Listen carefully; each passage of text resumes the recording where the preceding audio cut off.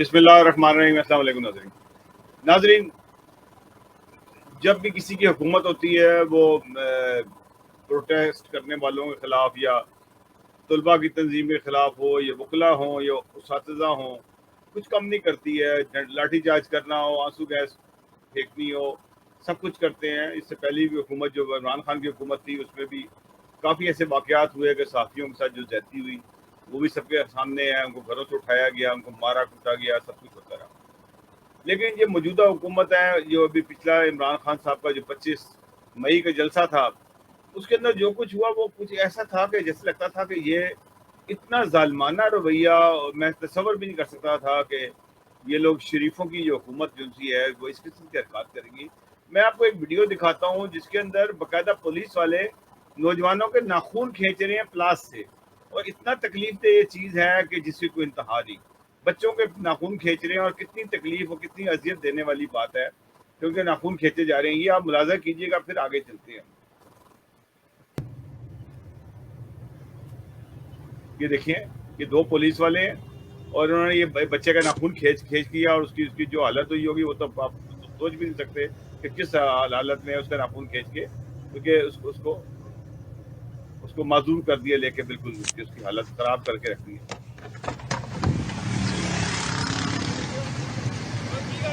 نہایت ہی تکلیف دہ بات ہے، اور اتنی تکلیف دہ بات انہوں نے جو شیلنگ کی ہے، خالی جو تھا نا، یہ جو اسلام آباد میں ڈی چوک کے اوپر 35,000 شیل مارے ہیں لوگوں کو۔ اگر دیکھا جائے تو 35,000 شاید لوگ نہیں تھے وہاں پہ جتنے انہوں نے شیل مارے ہیں، شاید اس سے کم لوگ ہوں، 20,000 لوگ ہوں یا 15,000 لوگ ہوں، لیکن 35,000 شیل مارے ہیں۔ اور لاہور میں جو انہوں نے کیا، پھر جو خیبر پختونخوا سے جو جلوس آ رہے تھے ان کے ساتھ جو کچھ کیا انہوں نے، انتہائی ظالمانہ سلوک، بے تحاشا شیلنگ۔ اب شیل کس لیے مار رہے ہیں؟ ایک پرامن جلسہ جلوس آ رہا ہے، آپ اس کو اس طرح سے روک رہے ہیں اور آپ بتا رہے ہیں، غنڈہ گردی کر کے دکھا رہے ہیں۔ اب جو 2 تاریخ کو عمران خان صاحب نے کہا ہے جی ہم دوبارہ سے جلوس لے کے آئیں گے اور دھرنا کریں گے اور مارچ کرنے لگے ہیں، جو خیبر پختونخوا سے جو جلوس آ رہا ہے اس وقت جو لے کے آئیں گے، اس میں خیبر پختونخوا کی اپنی پولیس ہوگی ساتھ، یعنی کہ ڈیفینیٹلی مسلح بھی ہوگی اور ڈنڈے بھی ہوں گے ساتھ ان کے۔ اگر تو پنجاب والوں نے ان کے اوپر اٹیک کیا تو وہ ان کے اوپر اٹیک کریں گے، یعنی کہ ایک ایسی سول نافرمانی شروع ہو جائے گی اور آپس میں جنگ شروع ہو جائے گی کہ نہایت تکلیف دہ ہوگی۔ دوسرے عمران خان صاحب کو کہا جی صرف آپ نا 10 دن کا ٹائم دے دیں،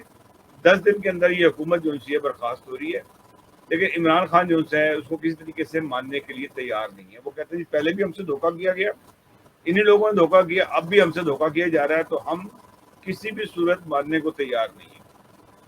تیاریاں جو سی ہیں عمران خان کی پوری تیاری جاری ہے کہ وہ، کیونکہ 2 تاریخ کو جو ہے ان کے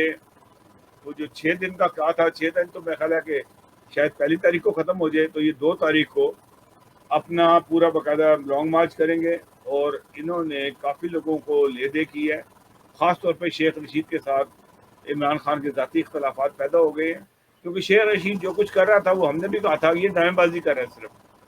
اس کو پوری پروٹیکشن ہے اسٹیبلشمنٹ کی، یہ گھر میں بیٹھا ہوا ہے اور بیان پہ بیان نشر کیے چلے جا رہا ہے، جیسے اس کو بڑا گرفتاری، اس کو کس نے گرفتار کرنا ہے؟ اس کے پاس 4 لوگ تو ہیں نہیں اس کے ساتھ،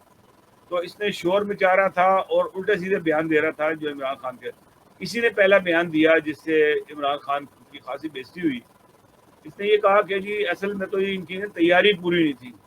بھائی تیاری نہیں تھی، آپ جہاد کے لیے نکل پڑے۔ ایک تو جہاد کرنا اس کو بڑا آسان سمجھتے ہیں کہ جہاد جو ان سے ہے آپ کرنے کے لیے چل پڑے ہیں، تیاری آپ ہی کوئی ہے نہیں، پھر جہاد کو بیچ میں چھوڑ کے بھاگ کے آ گئے۔ تو آپ ان چیزوں کو اسلامی وہ نام نہ دیں، اگر وہ نام دیں گے تو آپ ناکام ہو جائیں گے، کیونکہ جہاد بھی ایک بہت ہی مقدس رکن ہے جو اسلام کا،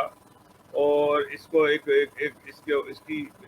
ایک تاریخ ہے کہ جہاد کیوں کیا جاتا ہے۔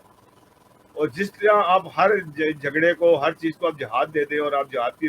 کارروائی کر رہے ہیں، اب یہ فیل ہو گئے، مار کھا کے چلے گئے اور آپ نے جہاد چلا گیا، اب دوبارہ جہاد کریں گے آپ کو میں یہ بتا دوں جہاد کا نام جب بھی لیں گے نا آپ ناکام ہو جائیں گے، کیونکہ نہ تو آپ وہ ہے کہ آپ کوئی امیر المومنین ہے کہ آپ جہاد کروا رہے ہیں جا کے۔ جہاد اگر تو کوئی امیر المومنین ہوتے یا یہاں پہ امام مہدی ہوتے ہیں یا کوئی مجدد ہوتا ہے تو وہ کہتے ہیں جہاد کرنا ہے کفار کے خلاف یا اسلام کو نافذ کرنے کے لیے، اسلام یہاں خطرے میں ہے اس کو نافذ کرنے کے لیے آپ جہاد کرتے ہو، تو چلے وہ بات بنتی تھی۔ ایسی بات بھی کوئی نہیں ہے، حکومت نے نہیں ہے، آپ نے اس حکومت کو برخاست کر کے دوبارہ آپ نے آنا ہے، تو جہاد کس بات کا یہ